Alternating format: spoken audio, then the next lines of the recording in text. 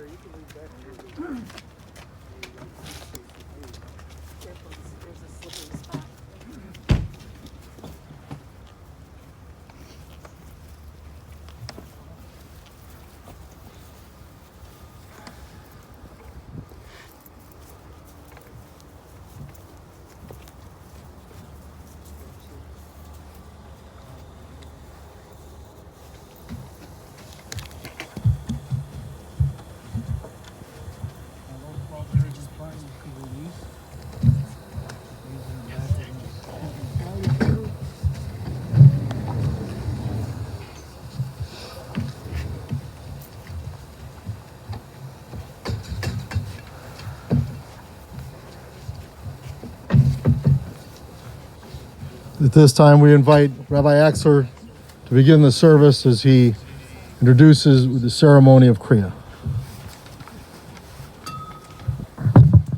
As David mentioned, our Jewish funeral service begins with Kriya, or tearing the black ribbon. It's a custom that dates back to two biblical moments. First, when Jacob saw what he thought was the blood of Joseph on his coat of many colors, our Bible says that he tore his clothes. And then many years later, when King David heard that his eldest son Shabelman had been killed, in his grief he fell to the floor and also tore his clothes. So this expression of tearing has been part of our Jewish funeral service now for over 3,000 years. And the external tearing has come to symbolize the broken fabric and the broken hearts in our lives.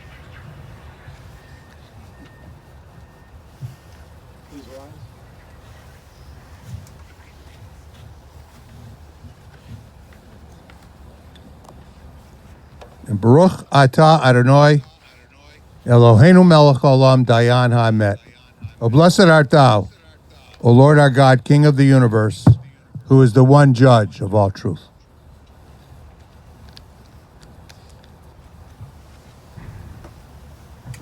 It's the measure of a woman. And not how did she die, but how did she live? And not what did she gain, but what did she give? These are the units to measure the worth of a woman as a woman, regardless of her birth. Now, what was her station, but had she a heart? And how did she play her God-given part? Was she ever ready with a word of good cheer to bring back a smile or banish a tear? Not what was her shrine or what was her creed, but had she befriended those really in need? And not what did the sketch in the newspaper say, but how many were sorry when she passed away. She is gone, and you can shed tears that she is gone, or you can smile because she has lived. You can close your eyes and pray that she will come back, or you can open your eyes and see all that she has left. Your heart can be empty because you can't see her, or you can be full of the love that you shared. You can turn your back on tomorrow and live yesterday, or you can be happy for tomorrow because of yesterday.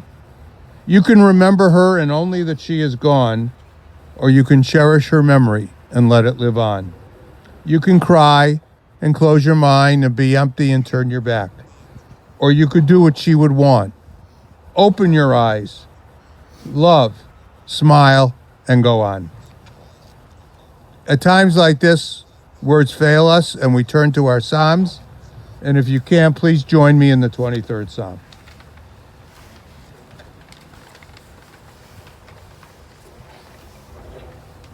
The Lord is my shepherd.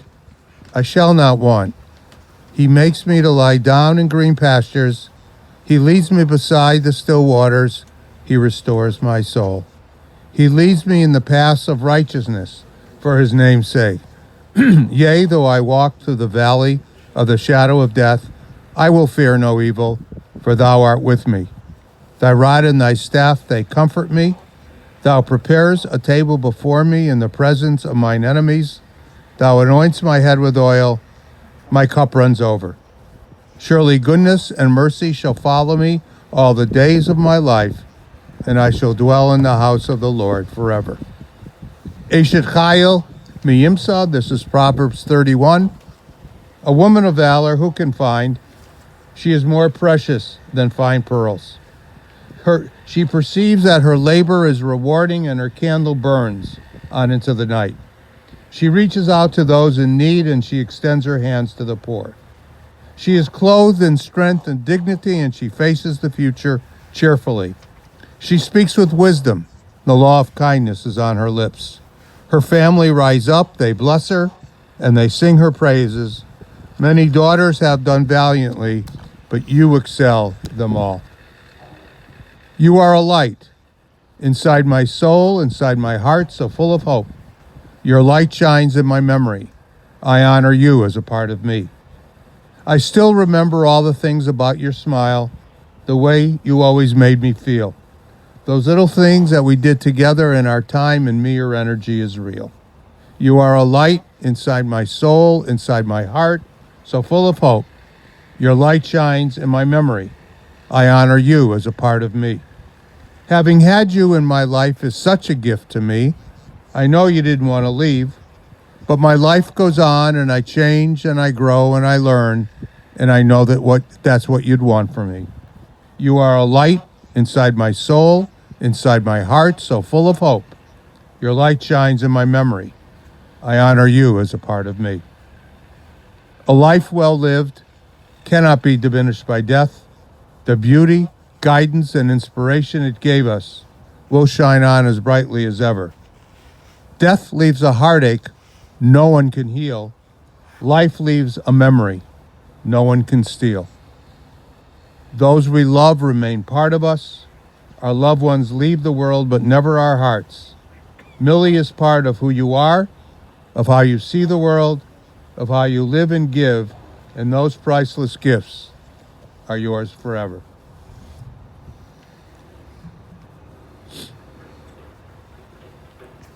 Nobel laureate Elie Wiesel once said that God created woman and man because he loves stories. So we've gathered here today to recall, to remember, and to commemorate the wonderful story that was the life of Mildred Millie Wolfe. In describing the passing of our first matriarch, Sarah, our Bible, the Torah, says that Sarah lived to be 127 years old. And what the Bible doesn't say is that Sarah died at 127, but that Sarah lived to be 127. Underscoring that what is most important in life is how we live and not how we die. Millie lived a wonderful life of love for her husband Ira, just shy of 50 years. A life of love for her children, Paul and Diane, Fern and Ron, Bruce and Karen. A life of love for her brother, Harold and Mona. A life of love for her grandchildren, Jacob and Joshua, Benjamin and Chelsea, Rebecca, Sophie and Menashe, Daniel, Julie and Bradley, and Paul and Lisa. A life of love for her nephews, Douglas and Beth, Marty and Helene, David and Jill. A life of love for her great-nieces and nephews, Anna and Sloan and Samantha and David and Matthew. A life of love for her great-grandchildren, for her extended family, and for her many friends. On behalf of the family, Paul shared with me that as an educator and a principal, his mother stood for and strengthened freedom and democracy education, and knowledge. Her Jewishness, especially Jewish holidays, were very important to her. And she was a good cook, best known for her chicken and her apricots. But you know what? I quickly discovered that Millie Wolf had the right recipe for life. And the main ingredient in that recipe was the love she had for her family. Millie passed away as she lived, with her family in her heart. Our tradition teaches us that when we pass on, we leave behind only two things. And they are two Hebrew words that not only sound alike, but they come from the same root. One is Yerusha, and the other is Morisha. Now, Yerusha are your material assets. They're your bank accounts, or your real estate holdings, or your stocks and bonds. But Morisha is the essence of who you are. The characteristics about yourself that you leave behind for family and friends who love you and who will miss you. I don't know, nor do I care to know, what Millie Wolf's Yerusha was. But looking at this wonderful family, I can tell you what her Morisha was. It was an unconditional love for her family. It was a reaching out and caring for others. And it was a zest for life. In the very first words of the Bible, it says, "Let there be light," and there was light. But it wasn't until day 4 that God creates the sun and the moon. So if God creates the sun and the moon on day 4, what was this light that God was talking about? So I believe that light was the light of God. And since the world wasn't complete, God put that light into each and every one of us. And when we lead good lives, and when we care for others, that light shines forth and makes this world better. Every single person here today knows that Millie Wolf had that light. And when it shone forth and hit you, it inspired you to do better and to be better. On the drive up today from the city, a song came over the radio that touched me for this service. It was a 1960s hit song that was written by Burt Bacharach and Hal David, sung by Dionne Warwick. For how can I forget you when there is always something there to remind me? Each and every one of you will have a special moment, a special memory, a special experience, a special something that will remind you of Millie. For as the song concluded, for how can I forget you when there is always something there to remind me? I was born to love you, and I will never be free because you'll always be a part of me. I want to share with you the words of Father Michael Judge. Father Judge was a chaplain for the New York City Fire Department and perished in 9/11, saving lives. And a month or two before he died, Father Judge wrote, "Hang on to your memories, hang on to your moments, and hang on to each other." Hang on to your memories of Millie. Hang on to your moments with her. You're a wonderful family. And the most important gift you could ever give her is to hang on to each other. I'd like to share with you a very personal and special poem whose message I know Millie Wolf would have embraced. It's entitled, "If I Knew." If I knew it would be the last time that I'd see you fall asleep, I would tuck you in more tightly, and I'd pray the Lord your soul to keep. If I knew it would be the last time that I'd see you walk out the door, I'd give you a hug and a kiss, and I'd call you back for one more. If I knew it would be the last time that I'd hear your voice lifted up in praise, I would videotape each action and word so I could play them back day after day. If I knew it would be the last time I would be there to share your day, I would not say, "You'll have so many more that I can let just this one slip away." I would not think that there's always tomorrow to make up for an oversight and that we always get a second chance to make everything just right. So just in case today is all I get, I'd like to say how much I love you And I hope that we never forget that tomorrow is not promised to anyone, young or old alike. And today may be the last chance that you get to hold your loved one tight. So if you're waiting for tomorrow, why not do it today?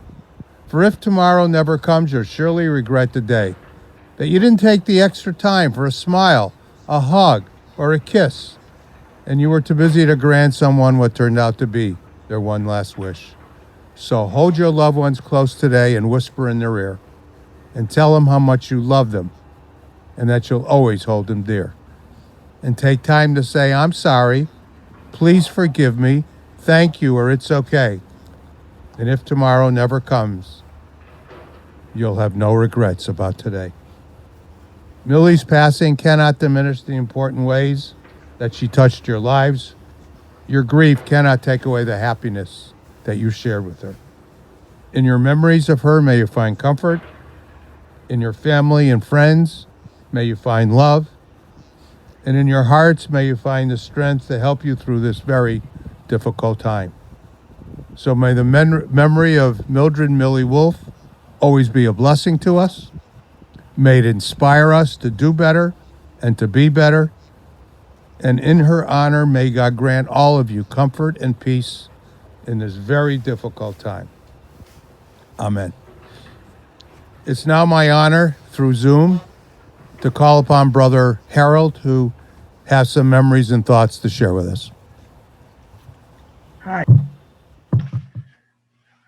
I think everybody knows me. Hershey, the younger 86-year-old brother of my sister Millie. Today we mourn the death of my sister, your relative and friend, parent.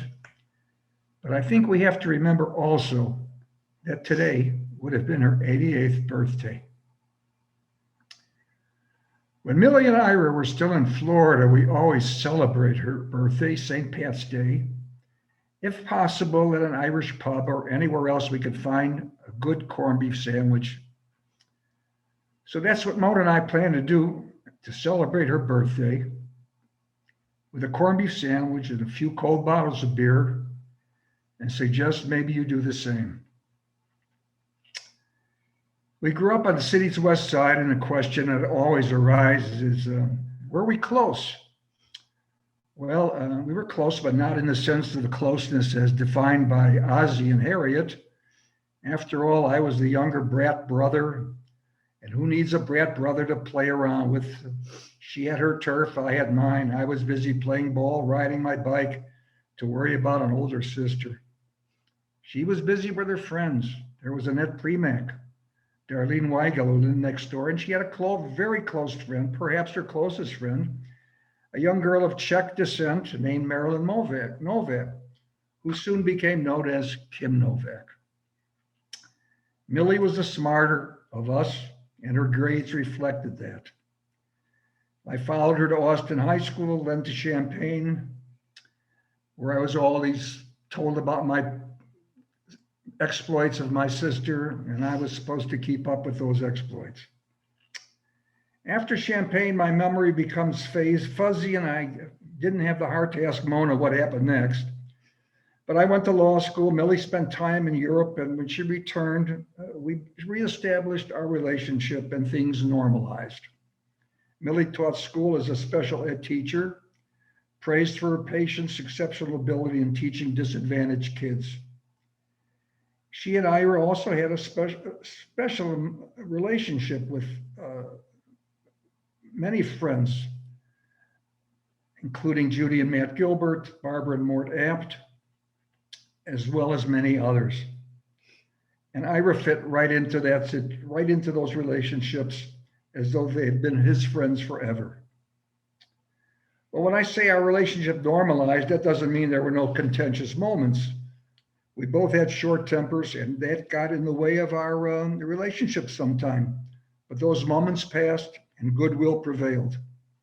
I think what really cemented our relationship was a sharing of our progressive political and social issues. And of course, Millie was a serious Democrat, perhaps to the left of Bernie Sanders. The best time Simone and I had with Millie was after she married Ira at our Flossmoor home. about 50 years ago, especially when we were in Florida together. We loved Ira. He was a very integral part of our family. He was the one who helped my dad run his, what the kids would call the building, while I was practicing law in Joliet and couldn't get into the city too often. The Shabelman social events were never the same after Ira passed. By then, Millie had regressed, and the rest is history. Ira's death, of course, didn't help, and I'm sure you know what transpired. Millie was a very serious person, but after little Kim Crawford's Sauvignon Blanc, she loosened up and joined the party quickly. She loved our kids. She loved our grandchildren. She was always asking about their progress. Tomorrow, some of our friends in Florida and Millie and I will gather in a park not far from here, hold a short memorial service where we will drink some Sauvignon Blanc and say goodbye to a dear person. Thank you.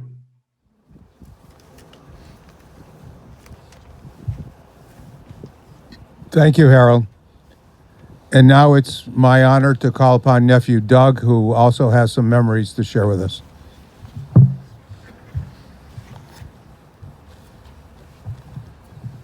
See, Paul, we're dressed up, Paul. We dressed up for you, Paul. So I'm speaking somewhat on behalf of all the Shabelman sons. Marty's here, my brother Dave. We have some pretty good memories of our Aunt Millie and, of course, our Uncle Ira, a relationship that took off after Millie and Ira were married, as my dad said, in the backyard of our house in Flossmoor way back in 1970. My parents will know if I was born or not. I'm not sure. I think it maybe was, but it was that same year.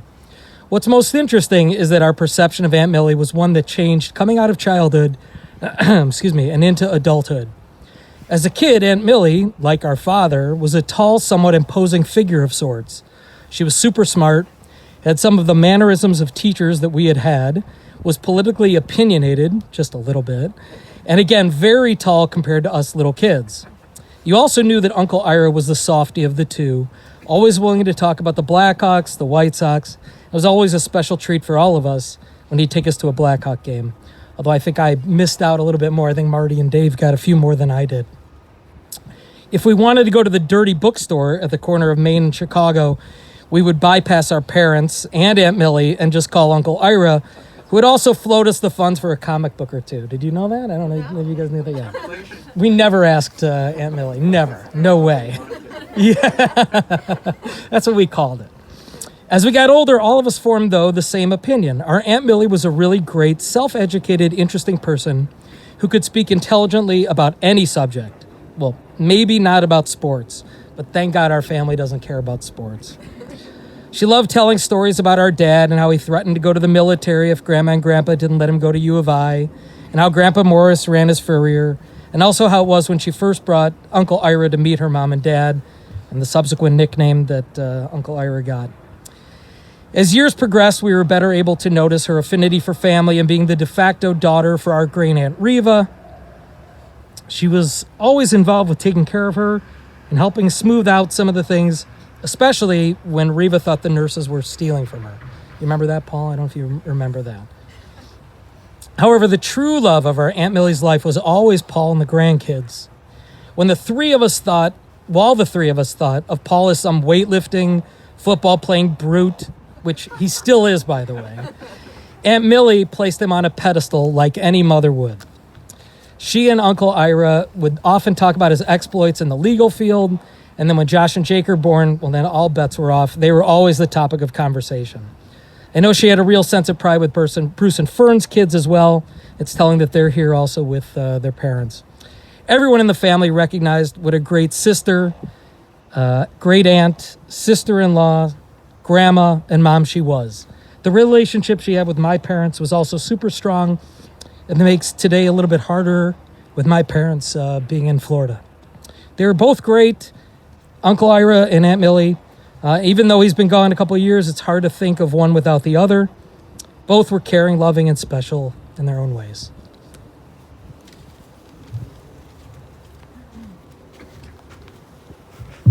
Thank you, Doug. And to continue with the sports theme, our cleanup speaker is son Paul.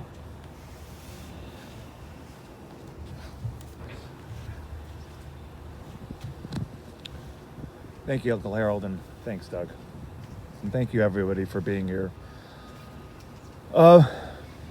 There's so much to say about my mother, Millie Wolfe, whose birthday, as you know, is today on St. Patrick's Day. I will start by pointing out that she was kind, compassionate, and treated everyone with respect and loyalty. She was a fierce protector of her family, friends, and those who were less fortunate. My mom was also an intellectual, but one who did not act like one. She never gave off any airs as being above anyone. As an avid reader, she was one of those persons who read 3 different books at a time, several newspapers, and all the articles she could find from magazines regarding the urgent topics of our times. She, with our dad, who was so special and died a couple years ago, frequented plays, the opera, and most importantly, took our kids to those same events along with musicals, museums, and the bookstores. The bookstores. How she loved to read to them and watch them as their minds wondered in amazement at the splendor of the written word. She was in her glory. That played a great part in the bonding, the reading of books, just reading. I remember all the times Diane and I would drop off our 2 children, Jacob and Joshua, 19 and 15 respectively, for sleepovers. I kid you not, whenever we came back to pick them up, they were clearly smarter and more knowledgeable, and were always carrying several new books. There is a photo of Jacob when he was 1 year old, sitting on my mom's lap, reading the New York Times. We really have the photograph. And this was repeated often and continued on with my other son, Joshua, after he was born.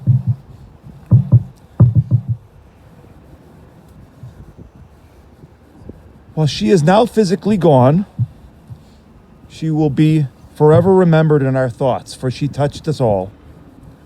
There were so many fun family times with her and my dad and the Shabelmans, Uncle Harold and Aunt Mona, my mother's brother and sister-in-law, and their children, cousins Doug, Marty, and David, and later on with their clearly better halves, Beth, Helene, and Jill, and their children, Anna, Sloan, Matthew, and Samantha. Throughout the years, my mom showered them all with her special love and attention. Early on, when my grandparents Rose and Morris Shabelman and Aunt Reva and Uncle Leon Gross were still alive, we would all celebrate the Jewish holidays and birthdays and other events, including high-stake poker, at their Sealy apartment in Chicago. I know everybody remembers the plastic on the couch and furniture and how it stuck to our legs during the hot summer months when we were wearing shorts. It was a different time back then, but so full of joy. And then later on, there were the wonderful gatherings and celebrations in Evanston and Northbrook at my parents' homes. Mom made sure there was so much food, and the tables were set with beautiful table linens and matching cloth napkins, fancy sterling utensils, pewter bowls, nice china, and flowers throughout. And of course, it all had to be set up at least 2 to 3 days before the gathering. No paper plates during these get-togethers. By this time, the Shabelman and the Wolfe clans were gaining members thanks to Bruce and Karen, Fern, Doug and Beth, Marty and Helene, Diane and I, or is it me? Because my mother over the years constantly corrected me on my grammar, me, I, Paul, it's me. Now the kids' tables included Paul, Bradley, Sophie, Julie, Daniel, Benjamin, Becky, and Jacob and Joshua. Notwithstanding these increasing numbers, my mom still ran a tight ship as far as making sure things were proper and no one was slighted or had their feelings hurt. And searching for the afakoma. Oh my God, that was searching for the afakoma. We all waited for that. That was the best. And even if you did not find it, she made sure you were given almost the same amount of money as the one who did find it. I must digress, though, and tell one story. Although there were similar circumstances where my parents, my mom especially, would make sure that no one was slighted. Again, fairness and respect were a must and ruled the day. This particular occurrence took place in Evanston, where my parents owned a condo. I was a young teenager, and my sister Fern's room was next to mine. This was, of course, before Ron, her husband, whose Texas presence at all our future gatherings was essential because he was the one that always had funny stories to tell in a manner that depicted a long Texan drawl. So now back to Evanston. Fern had a harp. Yes, you heard correctly. I said harp. She decided to play it at 8 a.m. in the morning, waking me up out of a deep sleep. I was so mad and sought out revenge by grabbing my stereo speaker and placing it in front of her door and jamming Led Zeppelin. She became quite upset, ran out of the condo, leaving me to deal with Mom, who let me have it and lectured me on respect and tolerance for others and made me apologize. She taught me accountability, among so many other virtues. And to this day, I still follow the path of accountability. I try to. Let me say a little bit more about our family gatherings, whether they were for the Jewish holidays, birthdays, anniversaries, Thanksgiving. Thanksgiving was my mother's favorite holiday because, as she said, it was one of the rare holidays that did not rely on gifts. My mom would always, and I mean always, read a prepared statement that she authored or a passage from a writer of significance regarding democracy and the need for everyone to be free to express themselves and live the life they want without discrimination or poverty. Or she would read about the plight of people not as fortunate as us, such as the refuseniks, Jews who were not allowed to leave Russia. She brought to the table sophistication and etiquette and stressed the need to be aware of the real life-altering issues confronting all of us, to read and be knowledgeable, and to make a positive difference for others in the world.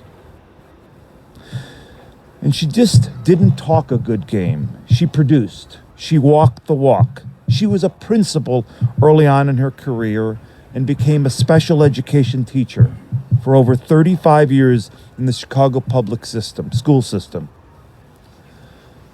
I want to share a letter written to my mom from one of her special education students decades ago, and after 7 years had passed from the time he was her student.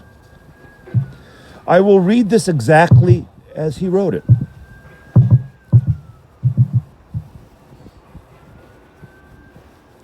Sorry. Dear Mrs. Wolf, well, where do I begin? The last time I saw you was 7 years ago.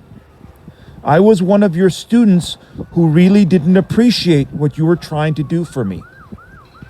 I guess I was too young and had too much of an ego to handle being different and took out my aggressions on you.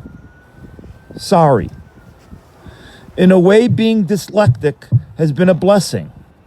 You see, through the dumb jokes and teasing, I learned what it was like to be humiliated and how much it hurt to be teased for something which you had no control over. You helped me learn to feel good about myself and ignore the insults and not to cause those kinds of harm to others, and I haven't. It took a long time, but because of you, I became interested in school, and it paid off. I wanted you to know that your efforts paid off, and I wanted to thank you for everything you ever given me. Please write back gratefully. And he put his name and attached a photo of himself. This letter expresses what my mother was all about. This is just one student of many who benefited from my mother's generosity and willingness to step up on their behalf.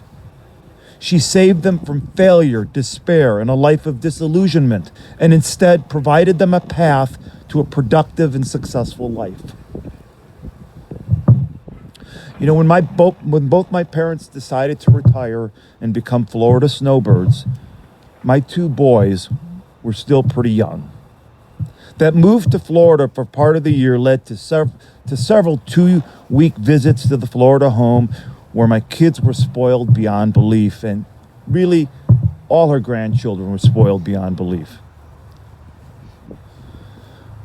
Mom and Dad taught them so much about life and what it takes to be a good person. Mom had family and lots of friends in Florida, played cards, mahjong, and hand and foot. And Mom, Doug, and I still refuse to learn how to play hand and foot. As I told you earlier, and Uncle Harold told you, it's her birthday. She would have been 88 years old today. I want to make sure you understand that my mother was not just about education, knowledge, and doing the right thing. She also knew how to have fun.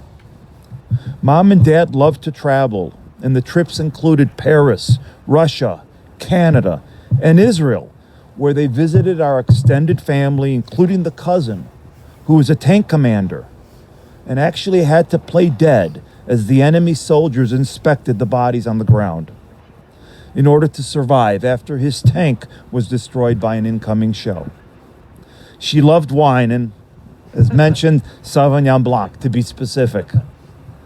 She loved hosting parties, and in Florida, especially, she so enjoyed traversing through the bar scene at St. Patrick's Day, celebrating her birthday with my dad and her brother and sister-in-law, Harold and Mona, as Harold mentioned, and other friends. Before I conclude, I want to take a moment to thank Gigi and Gloria for taking care of my mom. I know you loved her, and she loved you, and the two of you will always be part of our family, and I thank you.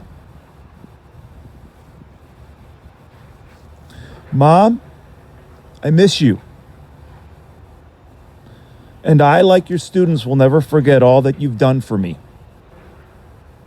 I would have never made it through college or law school without you and Dad's help.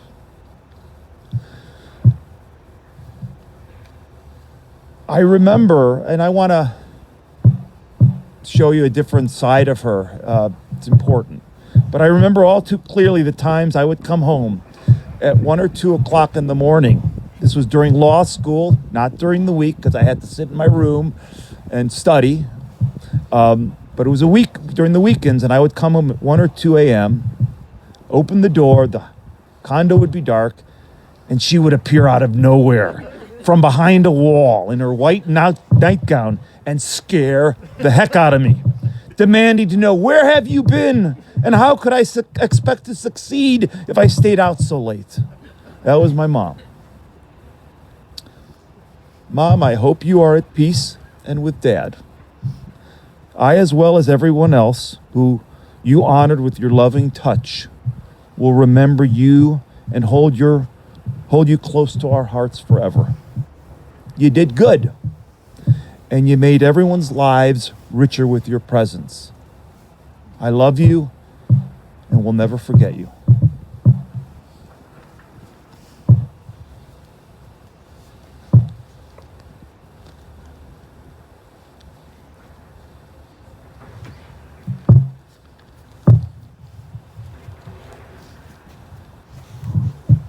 Wow.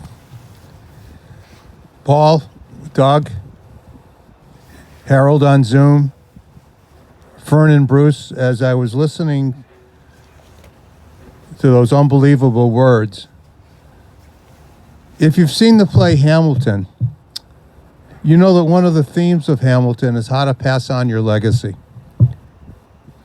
And there's a verse, I was thinking about it, that goes through the entire play from beginning to end. Who lives, who dies, who will tell your story, who will keep your flame, and who will remember your name? You will always tell her story. You will keep her flame, and you will always remember her name. I would ask everyone to please rise for a moment.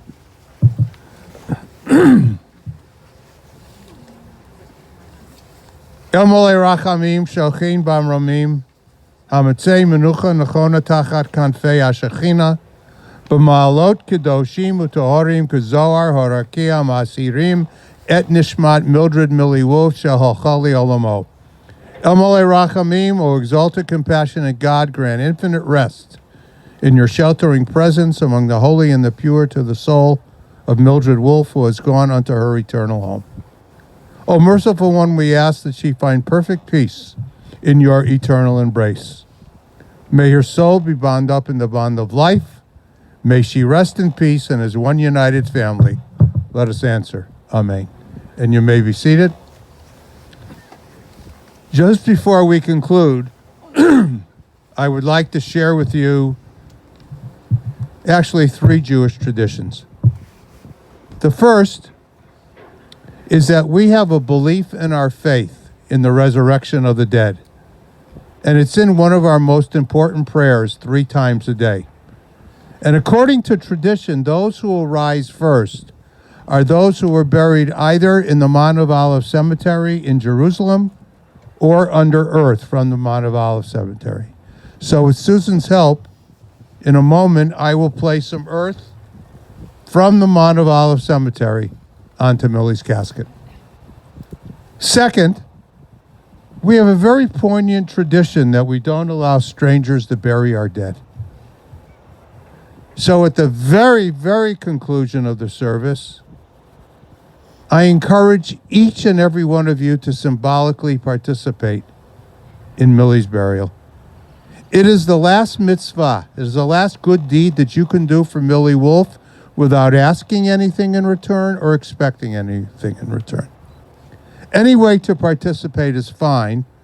I will demonstrate the traditional way, which is to do 3 small shovelfuls, with the first shovel turned in the opposite direction as a sign of grief, and then 2 in the normal direction. And we do it 3 times because the first could be by accident, the second could be by coincidence, the third is a real commitment. And the third tradition, when you come back after a month or whenever it is to visit Millie and Ira, our tradition is to bring a stone, a rock, and to place it on the grave or on the memorial. And there are several interpretations for it, and I'll share with you 3. The first is that that's the way we used to do it. It says in the Bible that Jacob buried Rachel under stone. That's how he did it. The second is that there are psalms that are affiliated with the funeral service that call God the Rock of Israel. So that's the second reason. The third is a very beautiful, and Millie was in Israel, it's a very beautiful modern Israeli reason. The Hebrew word for stone is Evan, Aleph, Bet, Nun. And they say that the Aleph stands for the Abba and the Ima, who are the parents, father and mother. And the Bet stands for the Bain and the Bat, who are the son and the daughter. And the Nun stands for the Hebrew word Nechadim, who are the grandchildren. So by placing the Evan, the Aleph, Bet, Nun, onto the earth, onto the memorial, you get the full circle of life, the parents, the children, and the grandchildren. Now, the origins of our mourner's prayer, which is found in your pamphlets, called the Kaddish, meaning holiness, the origins are very mysterious. Angels are said to have brought it down from heaven. It's the only prayer in our faith that has the power to link the living and the dead. But interestingly enough, if you were to look at the English translation of our mourner's prayer, there is absolutely no mention of death. Therefore, it causes us to focus on the blessings of life, and Millie Wolf is certainly a blessing in our lives. So I ask everyone to please rise again, and if you can, to join with me in our traditional mourner's prayer, the Kaddish. Yitkadal v'yitkadash shemei rabbah v'almad divra chirutei v'amlich malchutei b'chayichon v'yomechon uv'chayei dechol beit Yisrael ba'agala uv'izman kori v'yimru amen. Yehei shmei rabbah mavarach li'olam v'lomei almaya. Yitbarach v'yishtabach v'yitpa'ar v'yitromam v'yitnaseh v'yitadar v'yitaleh v'yitalal shemei dekudesha b'richu la'ela min kol birchata v'shirata tushpechata v'nechemata da'amiran b'yolma v'imro amen. Yehei shlomo rabba min shemaya v'chayim aleinu v'al kol Yisrael v'imro amen. Oseh shalom b'imromav hu ya'aseh shalom aleinu v'al kol Yisrael v'imru amen. May the good Lord who makes peace in the high heavens grant peace and comfort to all of you who remember and who mourn Mildred Millie Wolf. And again, as one united family, let us answer. Amen. And you may be seated.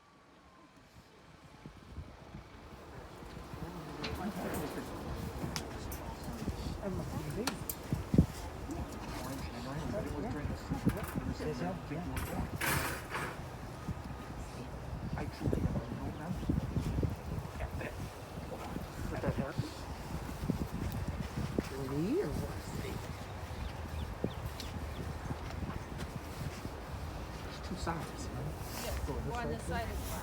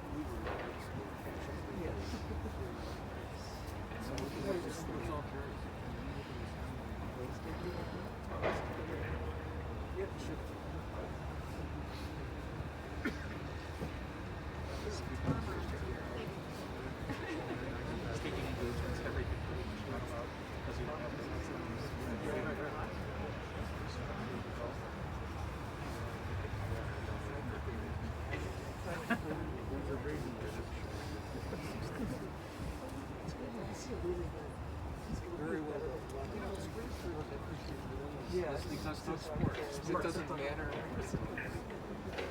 remember she'd go to Bruce Willis football games. She would never watch magazines. My name is Susan. My name is Susan Winkelstein. I'm a funeral director with Chicago Jewish Funerals, and I would like to encourage all of you online to share your personal condolences and stories of Mildred Millie Wolf at chicagojewishfunerals.com or on legacy.com. This does conclude the service. If you wish to witness the entire burial, you may do so. If not, you can log off at this time.